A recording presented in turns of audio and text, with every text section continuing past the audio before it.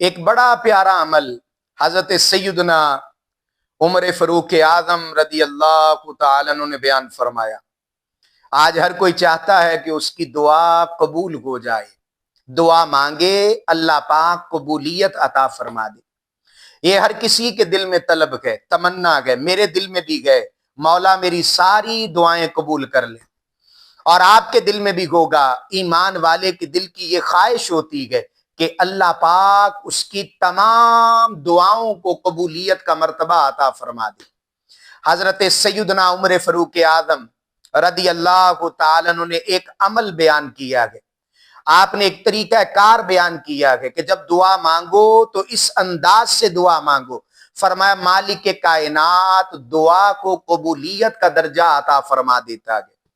قربان جائیے سیدنا عمر بن خطاب، جن کے بارے میں اللہ پاک کے محبوب علیہ السلام نے فرمایا اللہم اعز الاسلام بعمر بن الخطاب، اے رب کائنات اسلام کو عظمتیں عطا فرما دے حضرت عمر عطا کر کے۔ جناب سیدنا عمر فاروق اعظم رضی اللہ عنہ فرماتے ہیں جو اپنی دعاؤں کو قبول کروانا چاہتا ہے، جو چاہتا ہے کہ میری دعائیں قبول ہو جائیں، میرا مالک مجھ پہ رحمت کی نظر کر دے، میرے اوپر عنایات ہو جائیں، وہ یہ عمل کرے جب دعا مانگے ہاتھ اٹھائے تو اللہ پاک کی بارگاہ میں دعا مانگنے سے پہلے ایک عمل کر لے۔ عن عمر بن الخطاب رضی اللہ تعالی عنہ قال ان الدعاء موقوف بین السماء والارض۔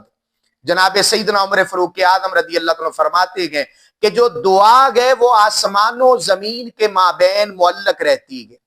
لا یسعد منہ شیء، اس میں سے ذرہ برابر بھی تمہارے کوئی لفظ جو ہیں وہ اللہ کی بارگاہ میں نہیں پہنچتے ہیں۔ حضرت سیدنا عمر بن خطاب رضی اللہ عنہ فرما رہے ہیں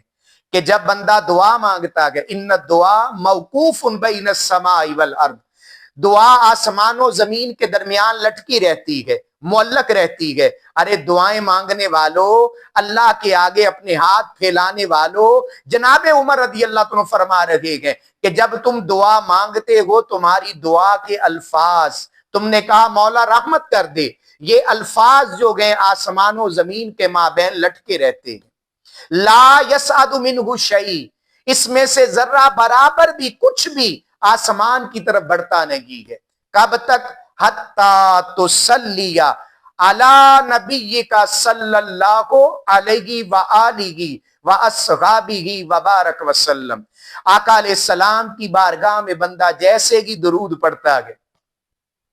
امام الانبیاء علیہ السلام کی ذات پر، حتی تصلی علی نبیک صلی اللہ علیہ وسلم، جیسے کہ تم اللہ کے حبیب علیہ السلام کو یاد کرتے ہو، جیسے ہی تم اپنی دعا کی ابتدا میں انتہا پر آقا علیہ السلام کا ذکر کرتے ہو، محبوب پہ درود پڑھتے ہو، صلی اللہ علیہ وآلہ وسلم کہتے ہو، صلی اللہ علی حبیبہ سیدنا محمد وآلہ وبارک وسلم کہتے ہو، تم درود ابراہیمی پڑھ دیتے ہو۔ جب دعا کی ابتدا میں اور دعا کی انتہا میں درود پڑھ دیا جاتا ہے، فرمایا تمہاری دعائیں جو ہیں قبولیت کا مقام پا جاتی ہے۔ یہ سیدنا عمر فاروق اعظم رضی اللہ عنہ نے فرمایا، امام ترمذی نے اس کو نقل فرمایا ہے۔ آقا علیہ السلام پر درود پاک بھیجنے کی برکتیں، امام الانبیاء علیہ السلام پر درود پڑھنے کی جو ہے وہ برکات، جب آپ نے کہا حمد و ثنا پڑھی، اللہ کی حمد کی، اللہ کی تقدیس کی، اللہ کی تسبیح کہی، رب کائنات کا ذکر کیا، اس کی شان و عظمت کا بیان کیا، آپ نے رب کو کہا کہ ساری تعریفیں تیرے لیے گئے، تو تمام جہانوں کا پالنے والا ہے، اور اس کے بعد محبوب آقا علیہ السلام پر درود بھیجا اور پھر کہا مولا یہ میری مشکل ہے حل کر دے، اور کہنے کے بعد دوبارہ پھر جو گئے آقا علیہ السلام پر درود پاک پڑھ کے پیش کر دیا۔ حضرت سیدنا عمر فاروق اعظم رضی اللہ عنہ فرماتے گئے رب کائنات ان دعاؤں کو قبولیت کا درجہ عطا فرما دیتا ہے۔ تو دعاؤں کو قبول کروانا ہے، یارو دعا کی ابتدا میں اور دعا کی انتہا میں، دعا کے آغاز میں اور دعا کے اختتام پر میرے اور اپنے لجپال آقا علیہ السلام پر درود پاک پڑھ کے پیش کر دیا کرو۔ جناب عمر رضی اللہ عنہ فرماتے ہیں اللہ پاک تمہاری دعاؤں کو قبولیت کا شرف عطا فرما دے گا۔ وآخر دعوایا ان الحمد للہ رب العالمین۔